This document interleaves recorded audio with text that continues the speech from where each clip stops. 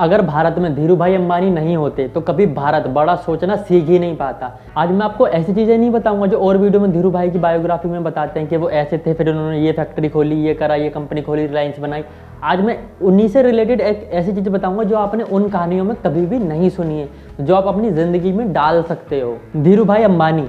आज मैं धीरू भाई अंबानी के बारे में ऐसे फैक्ट बताऊंगा जो आज से पहले आपने कभी भी किसी और वीडियो में नहीं सुने होंगे।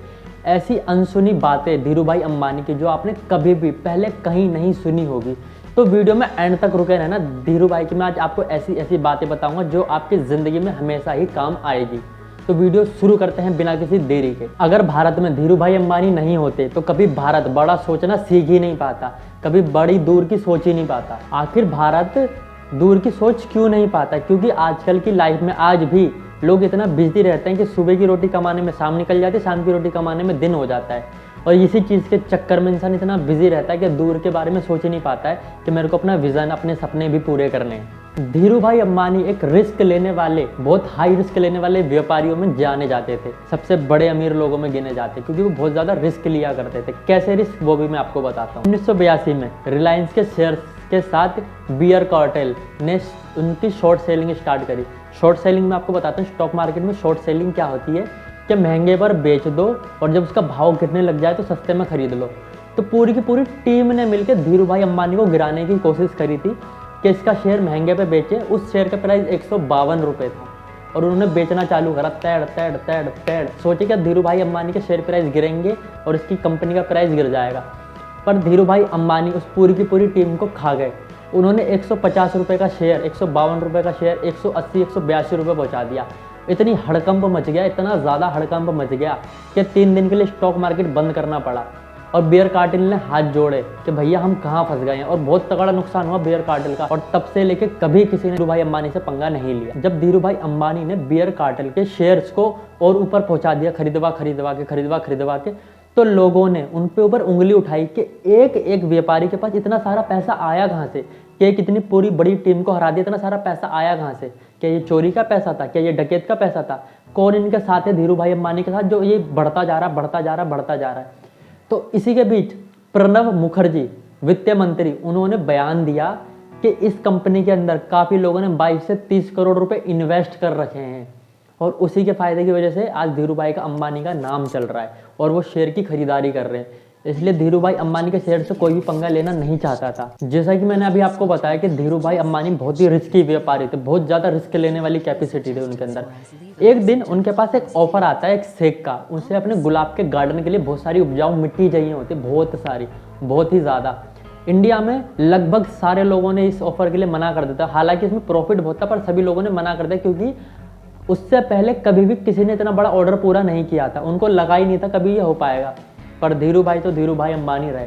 उन्होंने कहा ये काम मैं करूँगा, कैसे भी करूँ मैं करूँगा, बट उसका प्रॉफिट चाहिए मेरे को ज़्यादा। उस शेख ने धीरू भाई अंबानी को ये काम दिया और वो थे दिमागदार इंसान, तभी आज उनका नाम बना है। उन्होंने हर बेरोजगार को इकट्ठा करा, हर उस इंसान को इकट्ठा करा जो ये काम करने से मना कर रहा था, और उन्होंने ये काम करा। इंजीनियर्स को बुलवाया, मिट्टी इकट्ठी करी, उस शेख के फार्म हाउस पे भिजवाई, उसके गुलाब के बाग के अंदर, और उन्होंने इस डील से करोड़ों रुपया कमाया उस टाइम पर। और उन्होंने अपने इंटरव्यू में कहा मैंने उस डील से तकरीबन 2 से 4 करोड़ रुपए के आसपास कमाए थे। तो कोई छोटी चीज़ नहीं है, रिस्क कैपेसिटी उनकी बहुत हाई थी। धीरू भाई अंबानी कहते थे जहाँ पर रिस्क होगा वहाँ पे मुनाफा भी बड़ा होगा, वहाँ पे प्रॉफिट भी बड़ा होगा। धीरू भाई अंबानी का एक आदर्श कोड था जो ज़िंदगी में आप अपनी डाल के अपनी ज़िंदगी बदल सकते हो। वो आदर्श कोड ये था कि आप मेरी कंपनी में इन्वेस्ट करो, अगर नुकसान हुआ तो सारा मेरा होगा और अगर फ़ायदा हुआ तो वो हमारा होगा। इतनी बड़ी रिस्क कैपेसिटी थी उनके अंदर, अगर नुकसान हुआ तो सिर्फ मेरा और फ़ायदा हुआ तो हमारा। एक बार धीरू भाई अंबानी की ज़िंदगी में एक बुरा वक्त भी आया था। वो बुरा वक्त ये था कि सूत के बाज़ार में एक अफवाह फैला दी गई थी कि धीरू भाई अंबानी दिवालिया हो गए हैं, बैंकरप्ट हो गए हैं, कंगाल हो गए हैं, कंपनी बंद होने वाली है। पर हुआ क्या था, ये अफवाह झूठी थी और सबको ही लगभग पता थी। उनके साथ जो काम करने वाले थे, उनके दोस्तों ने, उनके मैनेजर ने उनको सलाह दी कि एक काम करो धीरू भाई अंबानी, जब तक ये अफवाह ख़त्म नहीं हो जाती, कम नहीं हो जाती, आप घर पे ही रहो, आप ऑफिस मत आओ। पर धीरू भाई अंबानी तो धीरू भाई अंबानी रहे। उन्होंने कहा एक काम करो, ऑफिस के बाहर बड़े बड़े पर्चों में लिखवा दो, जिसको पैसा चाहिए आए और 4 बजे तक अपना पैसा ले जाए। और ज़िंदगी में कभी ज़िंदगी में अपनी कंपनी के अंदर उन्हें 1 रुपया नहीं लगाने दूंगा। आप विश्वास नहीं करोगे, किसी एक इंसान का भी धीरू भाई अंबानी के पास फ़ोन नहीं आया कि भैया मेरे को मेरा पैसा वापसी चाहिए, क्योंकि उनको अपने ऊपर इतना भरोसा था कि अगर कोई मेरी कंपनी में पैसा लग रहा है मैं डूब जाऊंगा, उस बंदे का 1 रुपया नहीं डूबने दूंगा। आखिर धीरू भाई अंबानी की कंपनी में इतने सारे इन्वेस्टर पैसा क्यों लगाते थे, कभी सोचा है?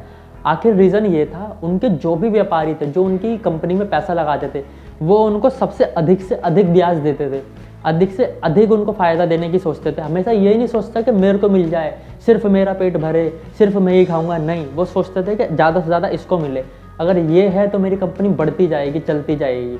और हमेशा उसका फ़ायदा सोचते थे इन्वेस्टर का, उनको बोनस देते थे, उनको मोटे से मोटा ब्याज देते थे, अपने प्रॉफिट का हिस्सा देते थे। इसलिए उनका नाम बना धीरू भाई अंबानी। धीरू भाई अंबानी की दोस्ती, क्या आपको पता है वो इतने करोड़पति अरबपति होने के बाद भी उनके जो वर्कर्स थे उनसे भाई की तरह बात करते थे, उनसे दोस्त की तरह बात करते थे। कभी कभी तो उनकी बड़ी से बड़ी गलतियाँ आराम से माफ़ कर देते, चल यार कोई बात नहीं, तू मेरा छोटा भाई है, तू मेरा दोस्त है। इतनी बड़ी बड़ी गलतियाँ एक अरबपति उनके साथ बैठे हुए उनके साथ काम करवाता था। कोई छोटी चीज़ नहीं है आजकल के टाइम पर, वो धीरू भाई अंबानी थे, वो उनके साथ बैठ के उनका काम करवाते थे, उनके साथ काम करते थे, उनकी गलती पर उनको समझाते थे बड़े ही प्यार से, इसलिए उनका नाम पड़ा धीरू भाई अंबानी।